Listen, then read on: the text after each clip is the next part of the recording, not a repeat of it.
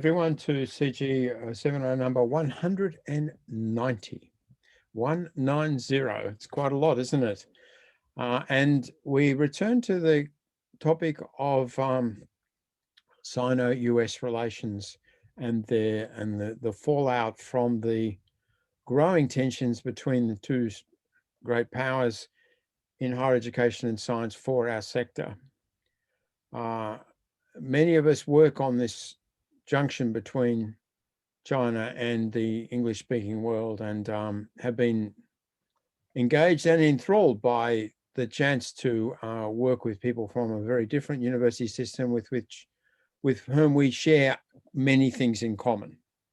And we look with alarm at the potential for the excellent relationships that have been forged between universities across the world, between groups of people working in research and teaching. We look with concern that the potential for those relationships to be damaged or fractured by governments which seem to be less sympathetic than we are to the benefits of collaboration. In investigating where we stand, where all of us stand in relation to the Sino-US tensions and cooperation, which continues, of course, in many ways, we have perhaps as good as anyone in the world to talk about those issues with us. Gerry Postiglione at University of Hong Kong, HKU, an American who knows China very, very well and has spent a lot of time working with people from China and being poised in Hong Kong, of course, poised between the East and the West. He's very aware of all the relational issues. So we're really grateful, Gerry, that you've come on today to share your wisdom with us, and we look forward to the discussion part following your talk. I'll introduce Gerry in a moment properly. Let me just simply take you through the webinar protocols. The webinar is being recorded and will be posted online on the CG website, usually within 48 hours. And, it's on YouTube for all time. So remember that your words of wisdom will be recorded. We also post the chat function as well. That's often quite important in terms of discussion.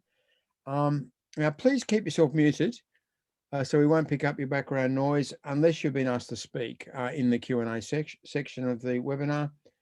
There's no need to have your video on during the webinar, but please turn yourself on when you're asking a question. We recommend using the speaker view setting in Zoom because that enables you to more clearly see who is talking at any given time. Now, to ask a question of Gerry, write it down and put it in the chat, and that enables me then to compose a Q&A list for him. I give the usual warning. It's a good idea to post your question early rather than late in the sequence. So think about your questions for Gerry towards the end of his talk, around about 25 past, and after is a good time to start to put your questions together. Questions that come in the last 5 or 10 minutes often miss out some of the best questions, unfortunately, and never discussed for this reason. So do come in early. Now, when you are invited to contribute your question into the conversation, I'll name you. I'll give you a warning in the chat beforehand, usually. Now, at that point, you unmute yourself, you switch on your video, and then you state your name and where you're from as the preliminary to you to asking the question. Now, that last point about stating your name and where you're from, I always say that at this stage of the webinar, but practically no one ever does it. So do keep it in mind today. Now, happy to introduce Gerry. Gerry's Emeritus Professor, Emeritus Honorary Professor, Coordinator of the Consortium for Research on Higher Education in Asia at the University of Hong Kong. His scholarship includes a significant group of monographs, 20 books, about 150 articles and chapters. His most recent publication is called Expanding Higher Education, China's Precarious Balance, in a very good collection of pieces on China in China Quarterly 2020. He received a Lifetime Contribution Award from the Comparative and International Education Society for Studies in Higher Education. He's a fellow of the American Educational Research Association His autobiography was published in Leaders in the Sociology of Education. There you are. And his collected works have been published by Routledge. So he's at that strange stage of a career where everyone's been celebrating his lifetime achievements, but his lifetime achievements continue and unabated. He's really still in full throttle. So at this stage, it's probably a bit early to have published all of these definitive collected works and great collections of Jerry's finest moments, because I think there are still some ahead. So we look forward to that, and we look forward to hearing from you today, Jerry. It's over to you. Simon, it's great to be with you tonight and to be with this audience. I recognize some of you, and I'm glad to have a chance to speak to such a distinguished audience. And I wanted to really congratulate Simon too on these webinars. I've tuned into several of them, and I learned quite a bit. And I'm not going to bore you with all sorts of PowerPoints tonight. It is nighttime here, by the way, and I look forward more to the discussion. So hopefully I can get through what I want to kick off with in about 25 minutes or so, and see if I can do that, and then we'll get into the topic. Now I posed the topic in a form of a question: a new era of Sino-US relations for university systems. And question mark. And of course, my answer is going to be yes. But beyond that, the question is, what will I be able to say about it, or what will we be able to say about it? The point here. First of all, I guess I should say I did a similar webinar in November, and this one's is fairly similar to what I said in November, except there's been one major change. The former guy in Washington, D.C. is gone now.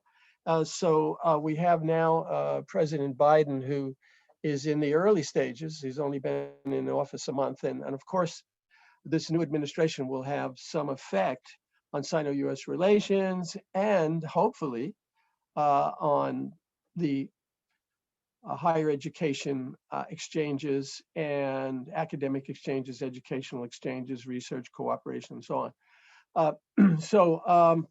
We'll see. I'm glad that basically we're all academics, so I try to pitch the talk tonight in that sense, because I think we have an important role to play in our work in universities. Never before in history have universities been so much as they are today as instruments of national, international competition.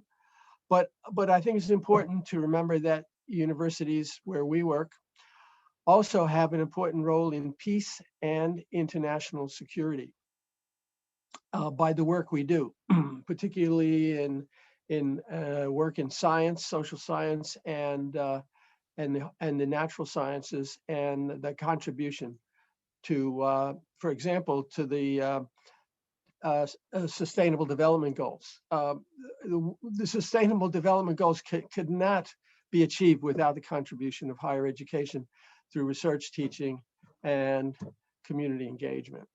So my standpoint tonight, as Simon mentioned, I have, most of my work has been over the last, I hesitate to say, over the last 40 years in China. And so I've seen, and I've seen a lot of change. And I think where we are now is really, in terms of Sino-US relations, the big change has been what has happened in China, particularly in the last 10 years, 20 years, and the response by the United States side. So, for example, when I arrived in China, the first visit, 88% of the population was living in poverty, extreme poverty. And that has gone to zero this year, which is quite phenomenal over that period from 1981 to 2021. And I never imagined that it would happen so quickly. The same goes for, and I worked on rural education, ethnic minority education, did research and projects on the border regions of China for the first sort of 20 years. And I have a book out this year with Peggy Kong and Emily Hanneman in University of Pennsylvania called Rural Education and Social Transition. So I still do a little work in that area. But since 1998, I was invited to the Great Hall of the People to hear President Jiang Zemin give a speech on the 100th anniversary of Peking University, and he said that China would have world-class universities, would build world-class universities, and I couldn't imagine. I thought, well, that could take a few decades, but within 10 years, there were a handful of universities in the top 100 and top 200 and so on. So quite an amazing development. And the other one is in technology, what I've witnessed in that area. In 2006, I happened to be at a roundtable discussion in Hong Kong, and there was a young entrepreneur in technology, had a technology business. And he was talking about the graduates of universities and saying that, he needs graduates who are more entrepreneurial and innovative. And I looked at him. I said to him, I said, do you understand higher education and so on? I found out later on that this man was Jack Ma of Alibaba, who became, quite a successful entrepreneur in the technology field. So the changes have been tremendous, and so that's from where I view, and of course on the other side in the United States, the changes have been more political than anything else. The divisions in the U.S. And the financial crisis 2008, the mismanagement of handling the COVID crisis, that has been hard to watch. But anyway, we're in a situation where this topic has come to the fore because China and the United States have the largest and most influential higher education systems in the world, respectively. China being the largest in terms of student numbers, and the United States having the most influential system in terms of world-ranked universities. So it is extremely important in terms of their effect on international higher education. And I'm not discounting the EU, obviously. And now I have to say the EU and UK because of Brexit, I suppose, if I get that right. But we're clearly in a very fragile world order right now. In terms of my generation, it's quite shocking to see the transition. The rapid acceleration of technology, technological disruptions, economic disruptions, global connectivity, and global interdependence, with particularly sharp crises in health areas and also environmental areas. So what we find ourselves now is at the low point over the last 40 years of Sino-US relations. And I can't remember a lower point. But I think it's useful to mention, if you look at the relationship between the United States and China over the last 225 years since the birth of the U.S., there's been lots of ups and downs. If you look at that era, and not that era, that span of time. So in a sense, we could take a more positive view of the future, because it doesn't mean that relations are going to, I mean, they're not very good now, but how much will they worsen? The fact is that the last 40 years have brought much peace, stability, cooperation, and prosperity to both countries. Now, the good old days may, in fact, be over.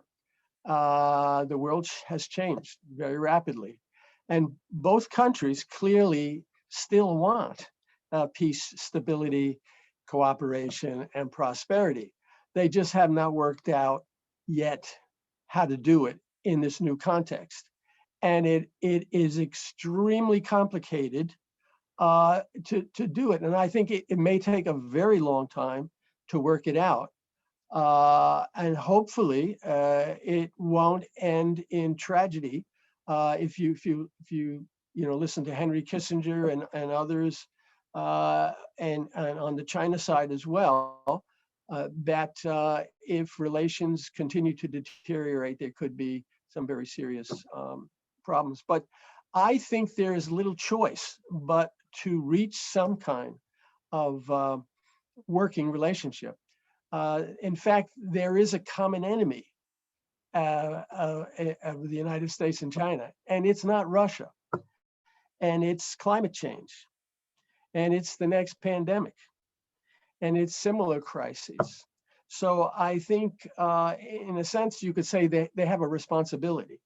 When I hear words like the Cold War being used, it makes absolutely no sense to me, because it's a lazy way of discussing something that doesn't really resemble the Soviet-US relationship, when the Soviet Union was basically out to have the entire world on a planned economy, on a planned socialist economy, and there was an actual struggle amongst countries to line up, and you don't see that now. I don't see that now. What I see now is a world entrenched in capitalism, neoliberal capitalism and authoritarian capitalism. It's a world of entrenched in global capitalism, and who gains from a war, aside from maybe politicians and the military industrial complex. But I don't think the powers that be in the financial world, I don't think they see, and they're extremely influential, and I don't think they see any gain. Now, we do hear words like decoupling and self-reliance, particularly on the China side. But I can remember actually in the 60s and 70s hearing the words 自力更生, self-reliance in Chinese at that period of time. And now it's a different situation, and it's more a case of necessity for China, because as it tries to rebalance its economy and move from labor-intensive export type manufacturing, low-skill manufacturing to a high-tech economy, and now, of course, to a dual circulation economy, very much based on high-tech. China finds itself in some difficulty with things like semiconductors. It was relying very much on the U.S., so it has to move to a more self-reliant position in the coming years. China's tech acceleration has been phenomenal. Its spending on global technology, it was 5% of the global technology spending in the year 2000, and now in 2020, 23% of the technology spending in the world is China's spending. So China's momentum has been phenomenal in terms of GDP. Parity with the US will be reached in 2026, and it will double its GDP by 2035. So the momentum, as I say, is with China. Now the US could change quickly in terms of doubling its portion of research and development funding from the GDP. It could. We don't know. And the question is, are we overstating the China side? China is now, concerned about, it had that made in China 2025, and that came back on it. It created this sort of threat discourse in the West. So I think that, we haven't reached the time yet when Western governments are saying we've got to send students to China to study STEM fields and high technology and so on. And you don't see intellectual product cases being brought up for intellectual products being, taken from China to the U.S. So we're still in a period which is a transitional period. And to wrap up this first part of a three-part talk, before I get to how the relationship between the United States and China is affecting universities, I have to end up on what I think the only option is from the macroscopic position.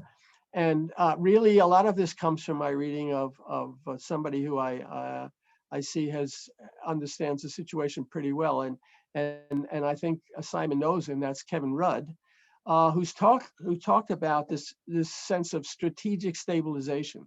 I mean, I think the two countries need to be clear on where the red lines are, and stabilize the relationship in order to have certain areas where there are crises, and it could be pandemics, and it's climate change, and there are other issues as well.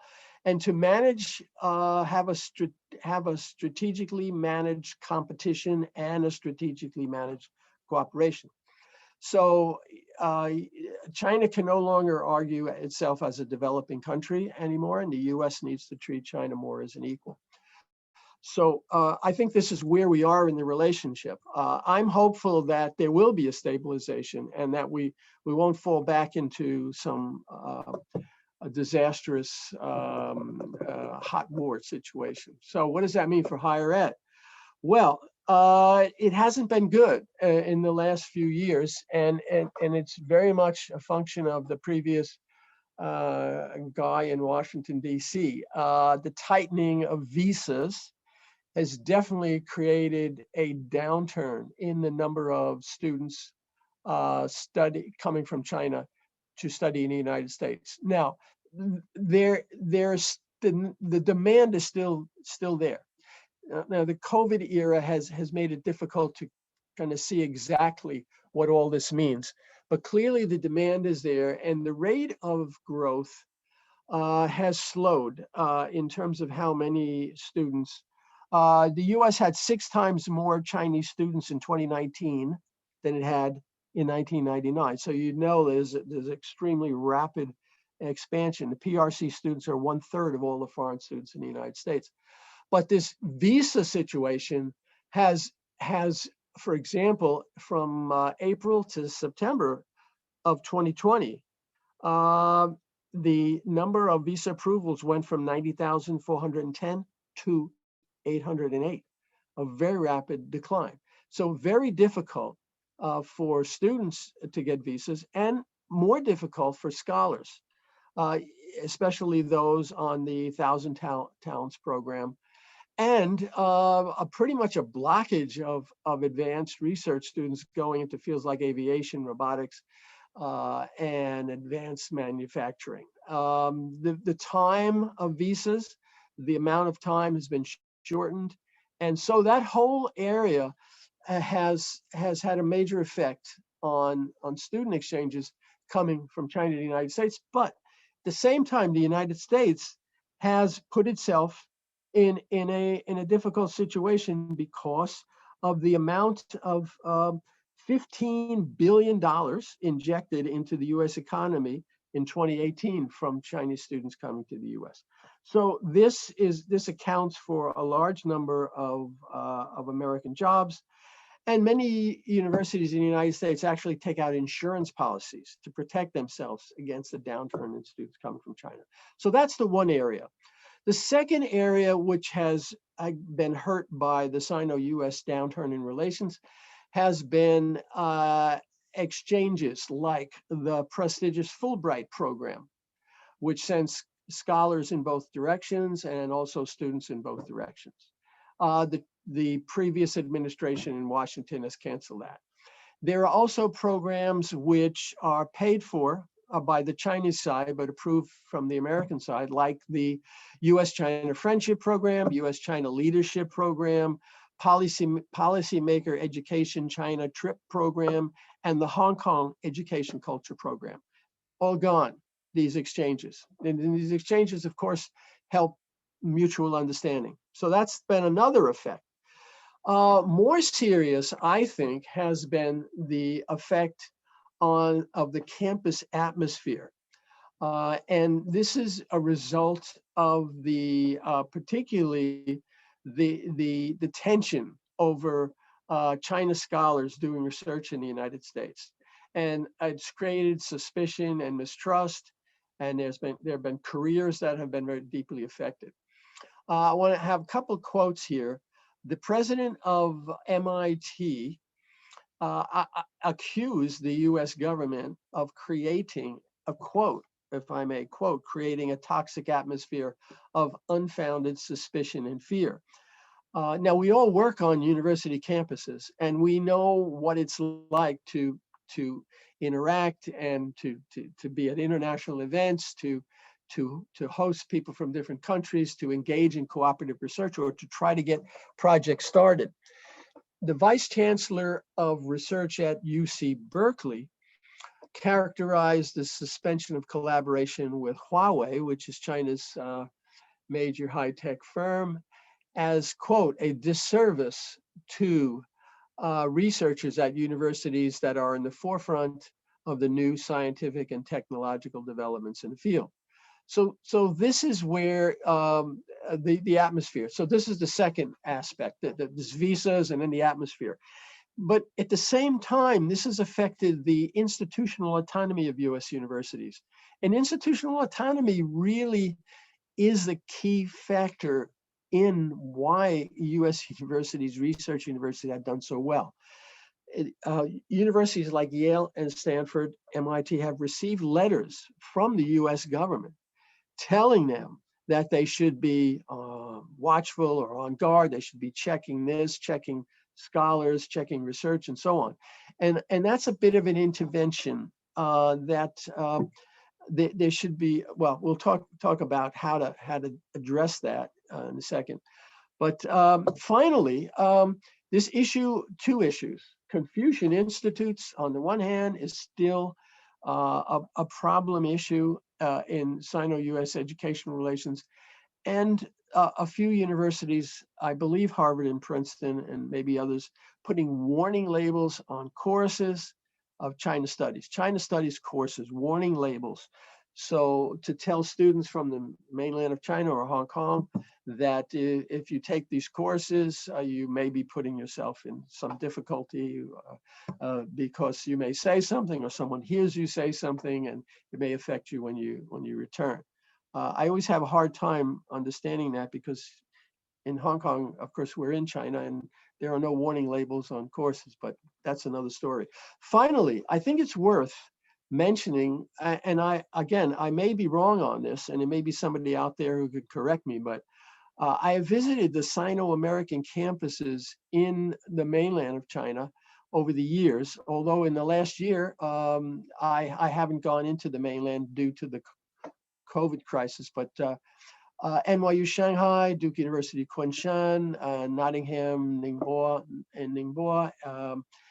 Kean University in Wuxi, and other main Sino-US campuses. Of course, Nottingham is a UK campus, but I do not see any major effect on those campuses of the downturn in Sino-US relations. Okay, should just mention that anyway. So now to the final part of my brief talk here, and this is what I'm most interested in, is how to get a handle on this situation for the future, because the issue of student exchanges, academic exchanges, research cooperation, the atmosphere on campus, if it continues in this direction, I mean, game over. It's just universities are not supposed to be weaponized, and that's what seems to be happening.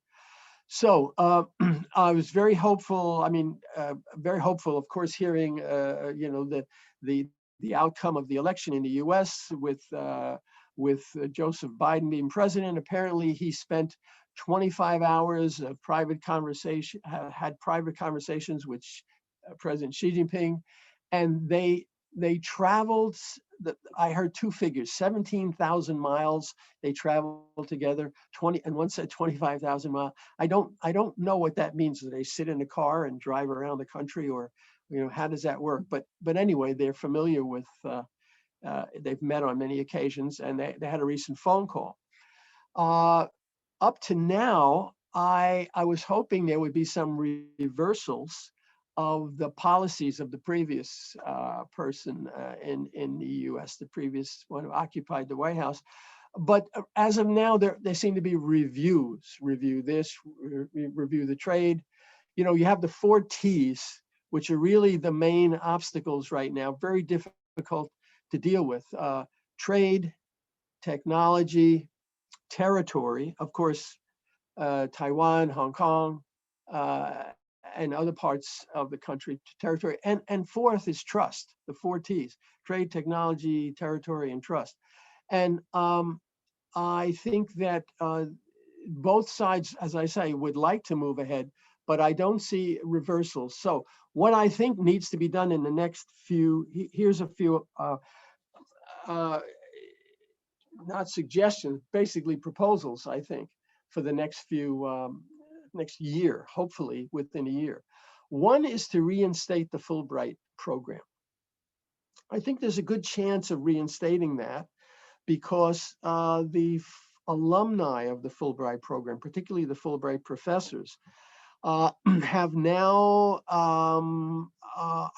formed a sort of a petition, and they are lobbying in Congress to get the Fulbright program back on its feet. And by the way, even the one in Hong Kong here has been canceled, which I don't see how that does any good at all.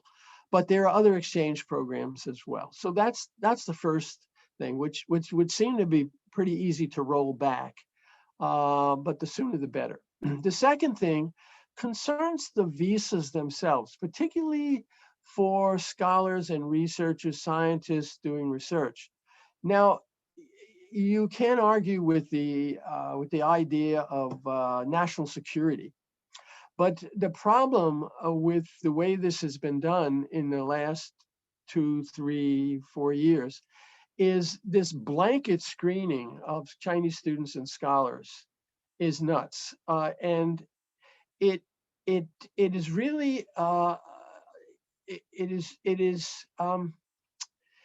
it's a sweeping, very simplistic set of actions, and I think the government can be much smarter than that, and can try to use a more targeted system if they have to for national security, and maybe there needs to be increased funding, because it seems to me now that anyone doing research in the STEM fields could be targeted, particularly if they're ethnic Chinese.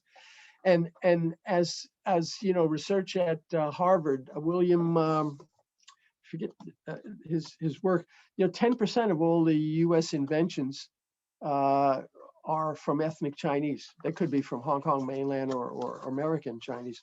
So I mean, this is not helpful to have sort of this blanket sweeping simplistic screening. I think that's hopefully that can change, and the securing of university autonomy as the mark of U.S. success. I mean, it's related in that way.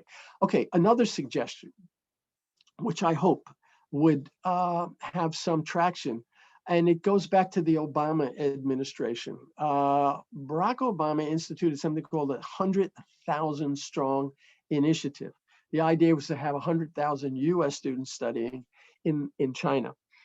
And it started in 2010.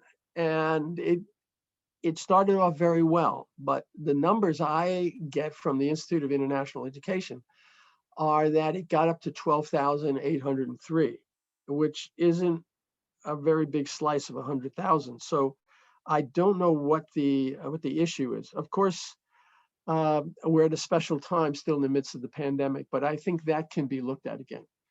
On the China side, I think China definitely must be more open, inclusive, and proactive in strengthening international scientific research cooperation. I think China can allow more foreign scientists to work in China's science and technology institutions, and can make China more of a free arena for open global cooperation. In science and technology, I think that's not as much of a problem for China in the next few years. In fact, I think China needs to get more international cooperation in areas particularly related to the Paris Accord, sort of advanced agricultural technologies that deal with pollution, poor distribution of water resources, as well as other areas, whether it be medical equipment, pharmaceuticals, and so on. But social science humanities is an area which is of course to many of us in higher education, and I'm guessing many of us who are together here this evening who work in those fields, and that is going to be more of a challenge. But I think China can do more in that respect. Other suggestion, as the cooperation in international university research between China and the US has been that 48%, the figures that I have, by 2017, 48% of China's international research university collaboration has been with the US, and 16% of the US was with China. I expect that has dropped quite a bit since 2007, but I think that needs to be improved again in, as I said, areas of health, pandemics, climate change, but as well as poverty, because the rate of proportion of poverty globally is now starting to inch up after inching down for a couple of decades. Inequality, I think both countries' university systems, people in the areas, for example, of economics and finance, can work on global financial stability strategies, how to, debt rescheduling. The countries can work together on these projects.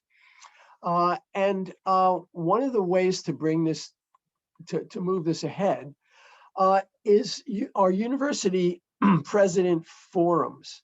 Now, in 2017 at Columbia University, there was a very big forum of presidents from the United States and China meeting together to talk about the next 50 years. The Chinese Vice President Liu Yandong was there. From the US side, of course, you had figures like Henry Kissinger there, but you had presidents discussing and trying to understand what administering a university is like in the other country, in the US or in China. That is the last time I think that forum is met, and I think it could be helpful if it's an annual forum in which things like warning labels on courses could be better discussed, or the issues of Confucian Institutes could be better discussed. The other, and maybe two other ideas. Now, one is, and I've gotten this idea from my own teaching on Zoom. Of course, we have no face-to-face classes yet here in Hong Kong because of the COVID crisis. And what I'm finding out is time zones can be a problem, but if we can get students from the US and China on communicating, undergraduate students I'm talking about, students that are going to be in leadership positions 20 years down the line, to start cooperating via this kind of internet technology to work on global problems, global crises. And language can be, language, of course, can be an obstacle, but my experience lately with this what artificial intelligence has done to online communication, students can speak one language and there are immediate translations into the other language at the bottom of the screen. And I think there can be more students working together. And finally, I think the really key issue, because the systems, the value systems of the two universities are, as we know, very different. And there's the danger of heterodoxy in universities, and not just in social science, humanities, but in the natural sciences as well. And just go back to, I always go back to Max Weber's, as a sociologist, Max Weber's famous lecture on science as a vocation, when he said, and quote, "The primary task of a useful teacher is to teach his or her students," of course he said his, I'm saying his, her students, "to recognize inconvenient facts." I mean, facts that are inconvenient for their party opinions, and for every party opinion, there are facts that are extremely inconvenient, for my own opinion, no less than others. So in certain respects, Weber's dictum applies to both places, to both university systems. And so the indicators of success 10 years from now, hopefully we'll find more stability in Sino-US university relations than we've had over the last 4 years, a track record of joint success, collaborative success in the sciences, perhaps a joint Nobel on climate change. Another indicator of success, of course, would be the improvement of campus atmosphere and protection of university professional autonomy and academic freedom. So I will end there, and I thank you for your attention, and I'd look forward to some interchange with you. Thank you very much. Over to Simon. Well, thanks, Jerry. Thanks very much. I mean, that was pretty well done.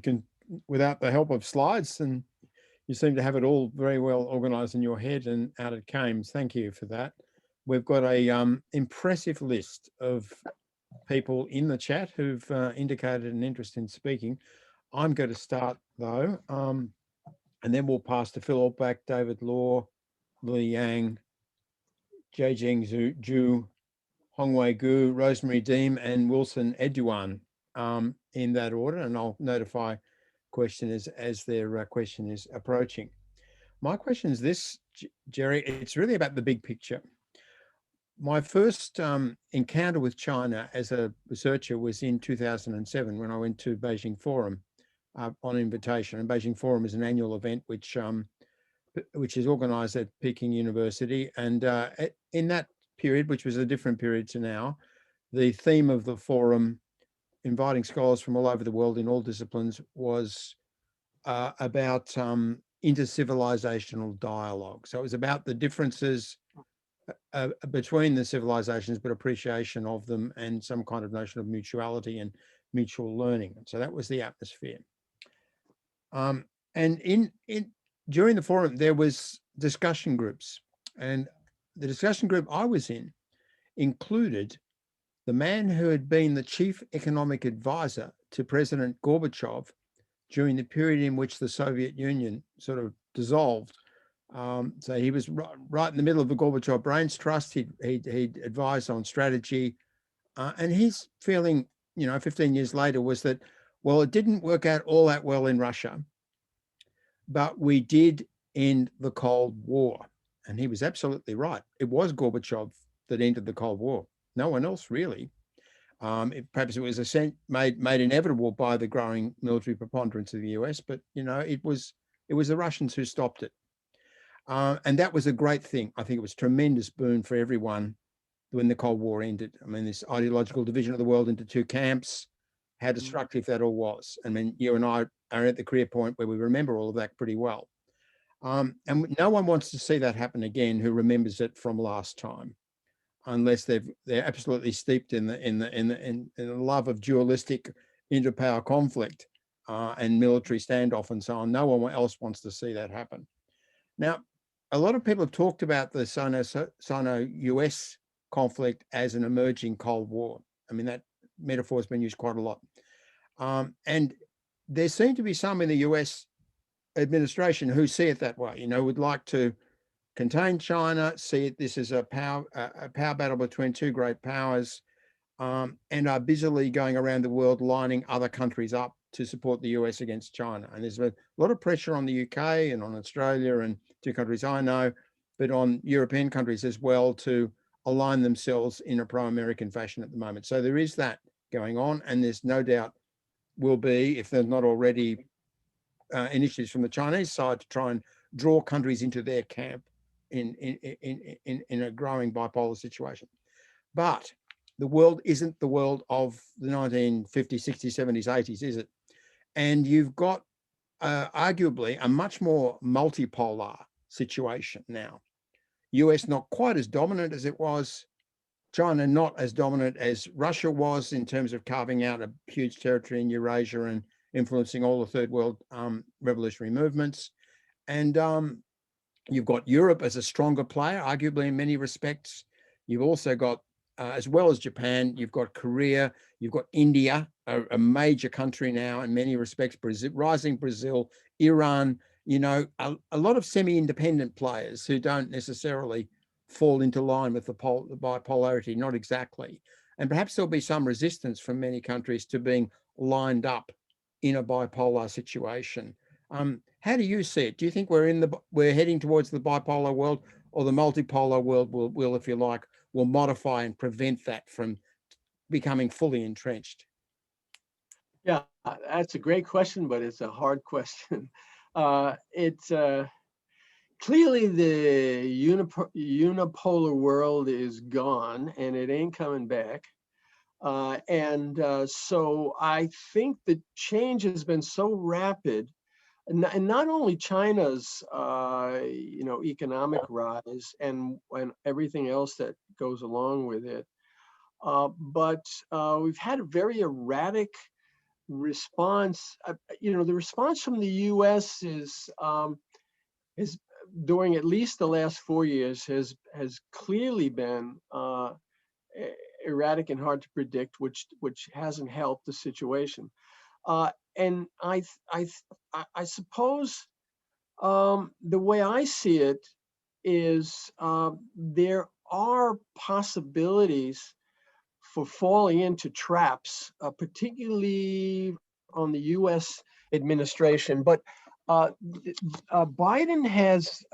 President Biden has selected a Secretary of State, and his China affairs people are very knowledgeable. And I really do not think we're going to fall back into where we were over the last 4 years. So what am I saying? It is not a Cold War, because you've got thousands and thousands of people traveling, take out the COVID era, okay? But traveling back and forth. You didn't have that during the period of Sino-Soviet relations. It was very rare to see a Soviet scientist coming to visit your university. Now you have, 100 Chinese scientists coming to the U.S. and returning.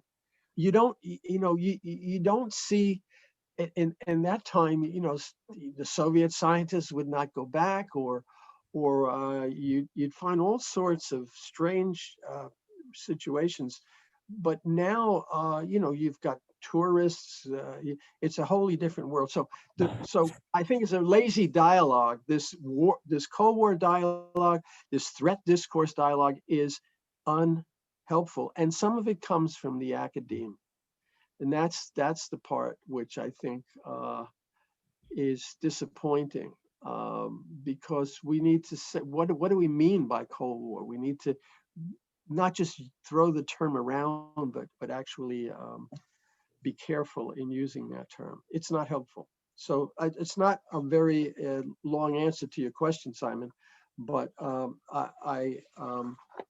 the answer is basically we're waiting to see if the relationship can stabilize and be managed, because the value systems, the civilizations are very different. 10, 20, 30 years, both of those civilizations are going to change in fundamental ways, for sure. They'll retain a certain essence, but they will change. So we'll have to I think as academics, we just need to focus on what we believe a university is and should be, what essence needs to be preserved, because it's otherwise we'll lose in a fundamental way. I wanted to say more, but I think we'll give a chance for people to. I know there are questions, so I'm thinking to myself that maybe we'll try to get a dialogue and come back to these points that you raised. Can we bring in Phil Olbeck now? Phil. Oh, Phil's there. Hi, Phil. Thank you very much.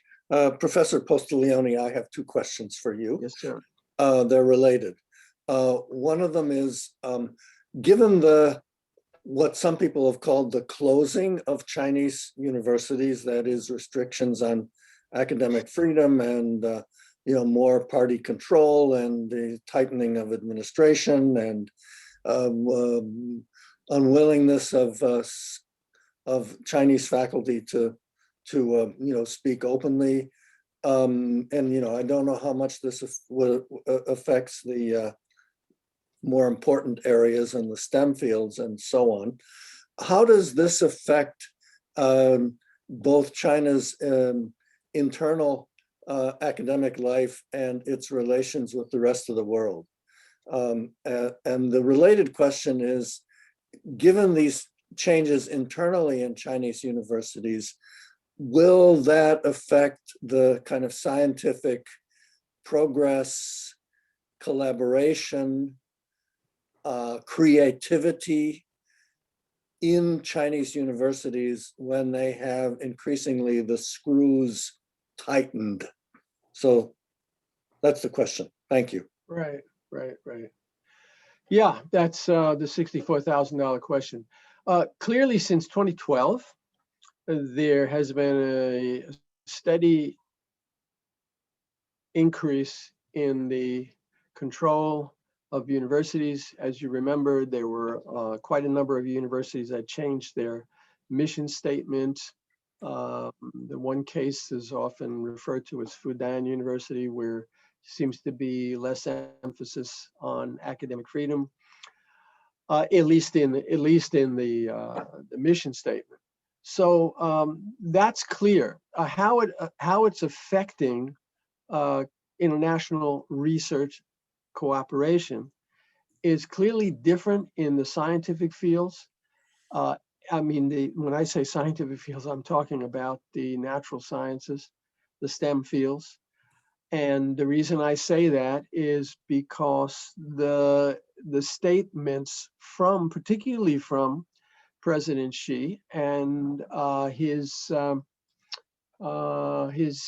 ministers who were in the academies of science and so on, are that they will be inviting scientists from around the world to work with them and to collaborate. And as you know, their economic rebalancing and restructuring is dependent very much on a high-tech manufacturing economy. So they have only one direction to go in, and they cannot do that in a singularly self-sufficient way. China needs to, and it's been clear on that, about increasing cooperation. Now, the difficulty is, of course, on the outside, are other compatible or counterpart universities and scientific institutes, are they changing their sense or their feeling or their strategy about collaboration? Now, of course, you'd have to look at what fields. Is it, if it's aeronautics, it's different than if it's working on epidemiology.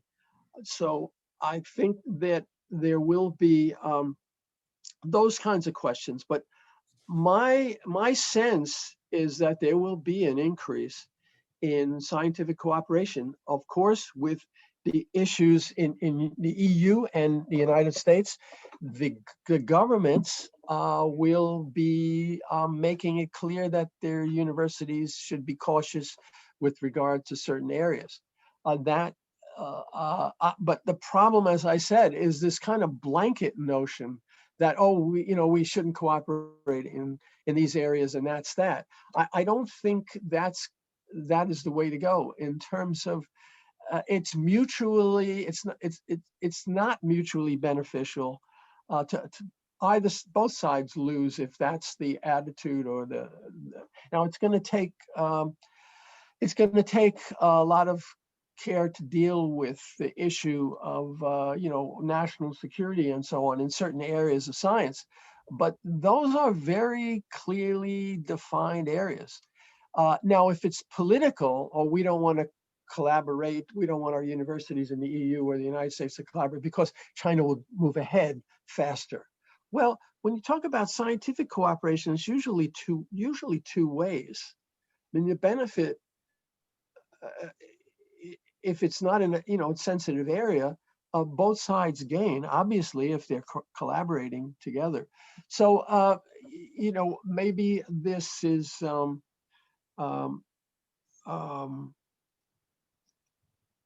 up to really the way the governments handle it. Now, as I say, I think well, I won't go any further than that. I think because of time, I'm conscious of time, but Phil, I appreciate that question. We should actually write something on that. Thank you, Bart. Thank you. Thanks, Phil. Thanks, Jerry. I'm going to take several questions now, Jerry, and we'll stop the questioning process just after 3, and then at UK time, and then bring you in for a final reply. Okay. Because there's a bunch of people lined up. In fact, we've got 6 or so on the call list. So yeah, let's try to. The question is, try to Right. keep your questions brief, please, to let more other questions come in as well. David Law has the first question. Thank you, Simon. Outstanding contribution, thank you. My question is very simply, what have Chinese universities gained from Sino-foreign collaboration? It's clear that this was in part a government policy. It was to do with upgrading the universities. How far do you think that's actually had an effect on Chinese universities? Okay, thank you for that Thanks, question. David. Don't answer Jerry. Don't answer. Lily Yang, please. Next question. Oh, I see. Okay. Thank you, Professor, for your thought-provoking talk and a lot of good substances there. You've talked about the change of Sino-US relations in the last 3 to 4 decades, including in the higher education sector. My question kind of echoes with Simon's question. What do you think other parts of the world can get into this picture and perhaps help with the ease of the tensions between the US and China and kind of make up for the abruption of Sino-US cooperation in higher education? And just one further point, what's your views about the Belt and Road Initiative, for example? Would that be helpful in building a more plural world and higher education system? Thank you. Okay, hold off, Jerry. Hold off. It's next question is from Jiheng Ju. Jiheng.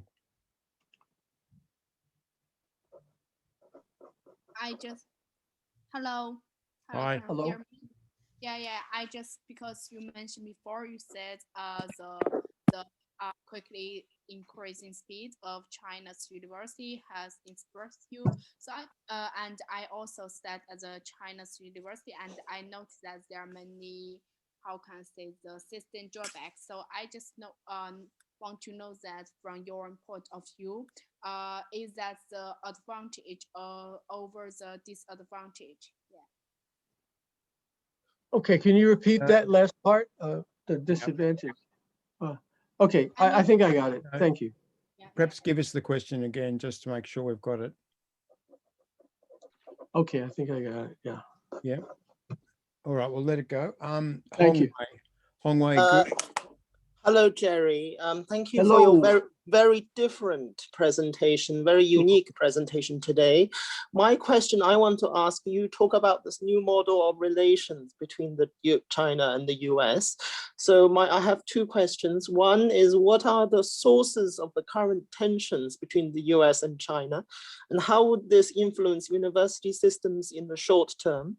Also, how could this new model of relations also, how can the EU and the UK contribute to this new model of relations? Thank you. Okay. Thank you. Just take one more, Jerry. Rosemary Deem. Okay. Yeah, so right at the beginning of your talk, you said that climate change was a common enemy of both China and the USA.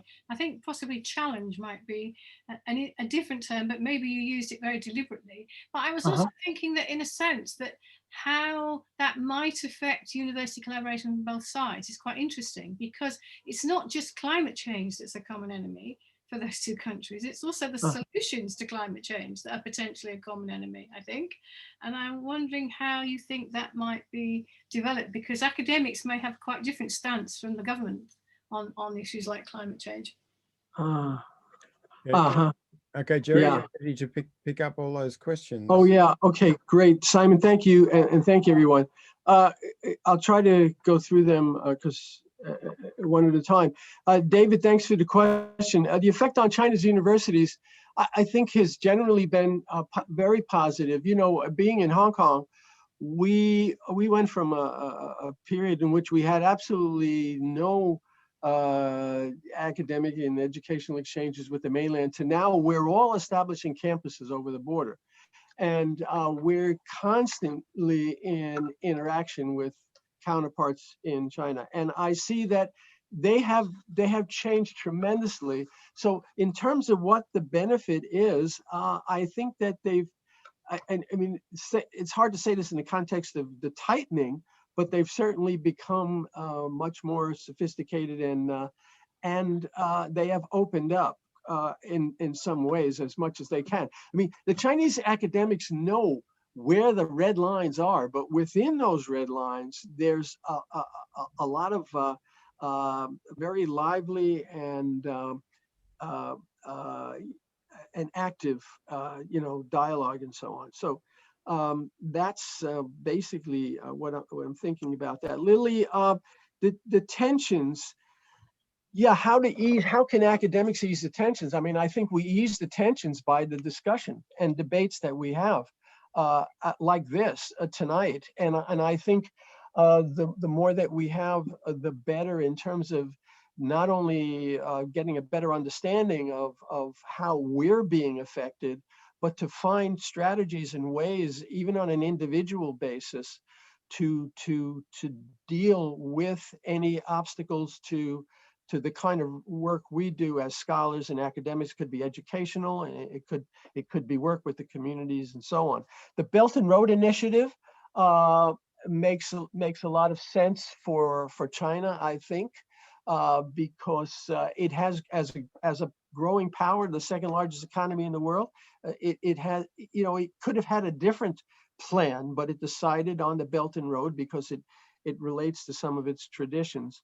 Are there issues? Yeah, of course there are going to be issues. But with universities, I mean, for example, Tsinghua University has a campus in Seattle. Xiamen University has a campus in Malaysia. And I expect that there are going to be many more of these Chinese programs and campuses on the Belt and Road. And as of now, they're all English medium, by the way.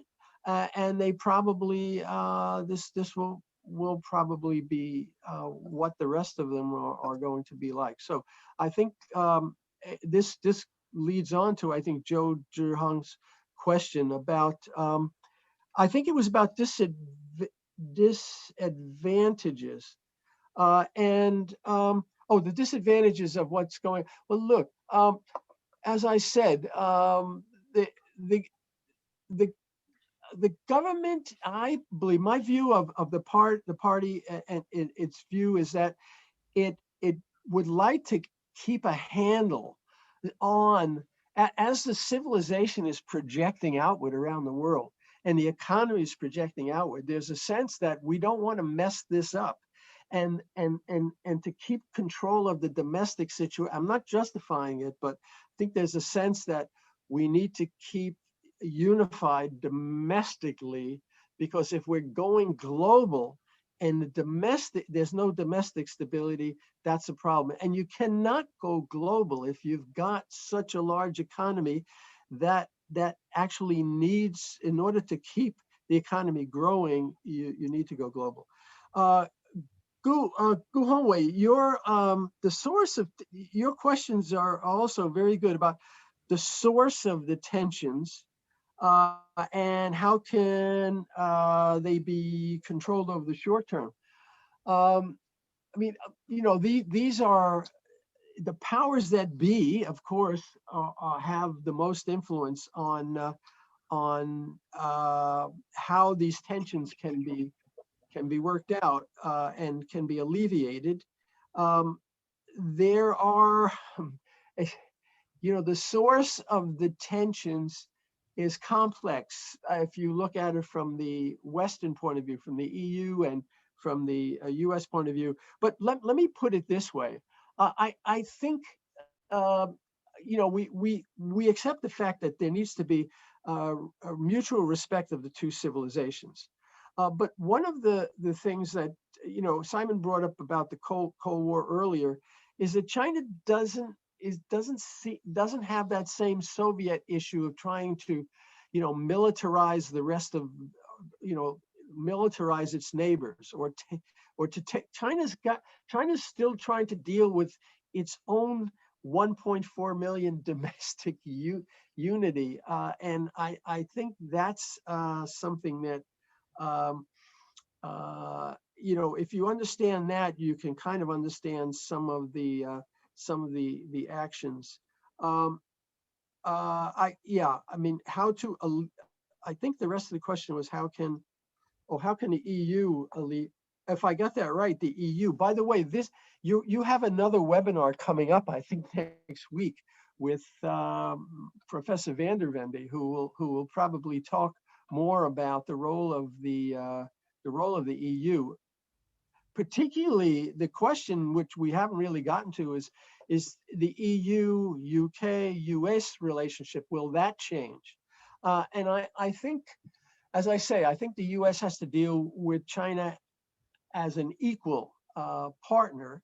And at the same time, I mean, the US could be, but this whole idea of regime change is really not on, is something that I think many Americans have to get used to. That doesn't work, and it's not going to work in China. But the U.S. can focus on other liberal democracies and strengthening other liberal democracies rather than trying to, I think changing China's regime, even through higher education, which there's some that view that these international exchanges, Sino-US educational exchanges and so on, the purpose is to, you know, change China. Frankly, from a realistic point of view, I really don't see that happening. Rosemary, thank you. Finally, again, I'm trying to keep the time here, but your question, yeah, I think what yours brings up is that I've ignored the climate deniers, who really are the ones in the legislature, particularly in the United States. I mean, you had a Republican Party of climate deniers, while at the moment that we're here this evening, people in Texas have to boil their water, and Texas is a state that has the most you know, oil and gas in the United States, and they didn't have power for a week. And then you had, you know, the fires burning throughout California, but they're still climate deniers. And how can academics, I mean, I think your question is, you know, in a sense, you wonder how influential our top universities are when you have the best scientists in the world trying to warn the rest of the population and politicians arguing against it. So I wish I had a better answer to that question, Rosemary. But I think we have to continue the fight the struggle about climate change, because really, I think we're going to have to move to nuclear power, and then to try to convince people that nuclear is safe. And there are ways to cool nuclear power plants with sodium rather than water. And there's a lot to do, but there's not, as I read the literature, there's not much time left. And this, in the COVID crisis, COVID-19 is going to be nothing compared to what 10 or 20 years down the line we're going to be facing. Okay, I'm not a climate scientist, but I think I would get agreement on that. I hope I would. Thank you very much, Simon, and everyone, for your questions. It really, I wrote these questions down, and I'm going to do some more thinking about them. I appreciate them very much, and I hope that we can someday continue the dialogue. Simon, are we okay on did I keep within the time period here? Because I know we were going an hour, already over an hour, so. We generally leak over the 3 o'clock We do. UK Okay. finishing time, usually about 5 past. But you had a lot of questions to answer, so well done.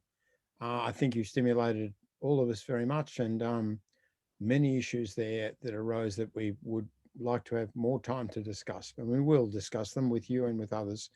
I think we certainly need a webinar on sustainability, and early, we've been focusing a lot on science and on China, and we need probably to bring ecology forward. I think ecology in higher education, very active issue as well. Thank you, Jerry. And do come into our webinars again, and we'd like to invite you to present again at some time in the near future. Our next webinar stays within this big territory of geopolitics and higher education, and it takes us to the alternative view. We've got the Sino-US sort of bipolar aspect, and there's also this multipolar aspect I talked about in my question. And this is, if you like, the rise of Eurasia. There's Europe, there's India, there's Iran, there's major large components outside China and North America, which in the world now, and they have their distinctive approaches to higher education, distinctive strengths and problems. And Mark van der Wende from Utrecht is going to take us through Eurasian relations in higher education in the context of the fast-moving world scene on Thursday. So do join us for that very interesting webinar, and we look forward to seeing you all then. Bye for now.